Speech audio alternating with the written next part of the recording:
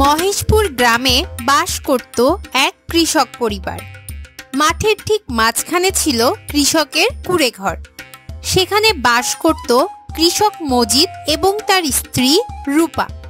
খুব অভাবেই তাদের দিন চলত, দিন আনে দিন খায়, এভাবেই কাটত তাদের জীবন। অন্যের জমিতে চাষ করে তারা তাদের অন্ন জোগাড় করত। একদিন সকালবেলা, এই যে মশাই, তাড়াতাড়ি উঠে পড়েন, বাইরে মতি মিয়া ডাকছে আপনাকে, শুনতে পাচ্ছেন না বুঝি? এত সকাল সকাল মতি মিয়া আমাকে ডাকছে কেন? আবার জমিতে ফসল চাষে কোনো সমস্যা হয়নি তো? তা কথা না বাড়িয়ে বাইরে যে দেখা আসলেই তো হয়। হ্যাঁ, যাইতেছি, দেখি যে শুনি কি কয়।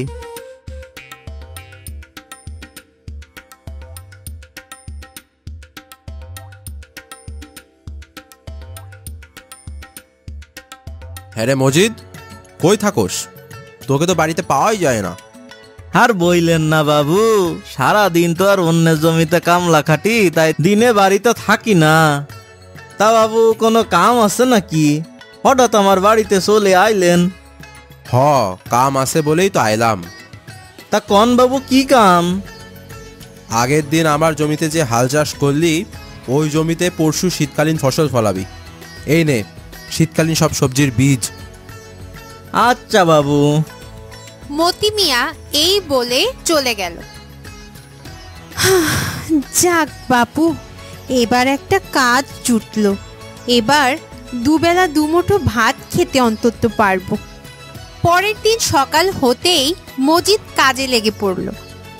আস্তে আস্তে শীতকালীন সব বীজ বপন করতে লাগলো। মজিদ মাঠে কাজ করে এবং তার স্ত্রী রূপা তার জন্য দুপুরের খাবার নিয়ে যায়। একদিন দুপুরে, এই নিন আপনার দুপুরের খাবার। আজ আর ভাত নেই, ঘরে কয়টা মুড়ি বাতাসা ছিল, তাই নিয়ে আসলাম। আচ্ছা গিন্নি, আর কয়টা দিন ধৈর্য ধরো, ফসলে বীজ বপন করতাছি, কিছুদিন পরেই ফলন হইব। মতিবাবু বলিল কিছু টাকা করি দিবে নে ফলন হইলে। আচ্ছা ঠিক আছে, আমি তাহলে এখন যাই। আপনি মুড়ি বাতাসা খেয়ে আবার কাজ শুরু করেন, তা না হলে অসুখে ধরবে কিন্তু আবার। আতপেটা হয়ে থেকেন না। আচ্ছা গিন্নি, তুমি তাহলে যাও, আমি খাই নিব নে।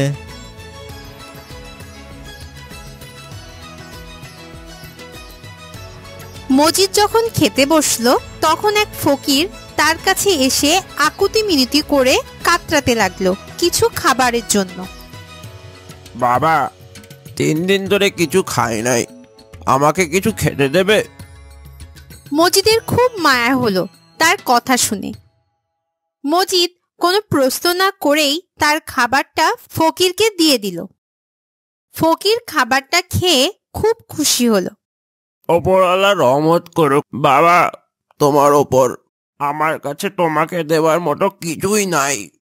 বাবা, তুমি বরং এই বীজগুলো নাও, নিয়ে ফলন করো। আচ্ছা আচ্ছা, ঠিক আছে।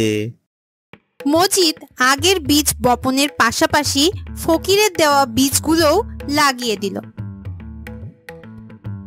ফসলে চারা গজাতে লাগলো আস্তে আস্তে, আর 15 দিন গেলেই সব সবজি হতে শুরু করবে।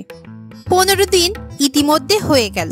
শীতকালীন সব ফসলও আস্তে আস্তে ফলতে শুরু করলো। কিছুই তো বুঝলুম না, শীতকালীন সব ফসল তো ফইলেই গেল, কিন্তু ফকিরের দেয়া সেই বীজগুলো তো এখানে চারাই হয়ে রয়ে গেল। যাই হোক, বীজগুলো হয়তো মনে হয় ভালো ছিল না রে। কিন্তু মজিদ সেই চারা গাছগুলোতে প্রতিদিনই পানি দিত, যত্ন নিত, কিন্তু চারাগুলো বড়ই হয় না, তাতে ফলও হয় না।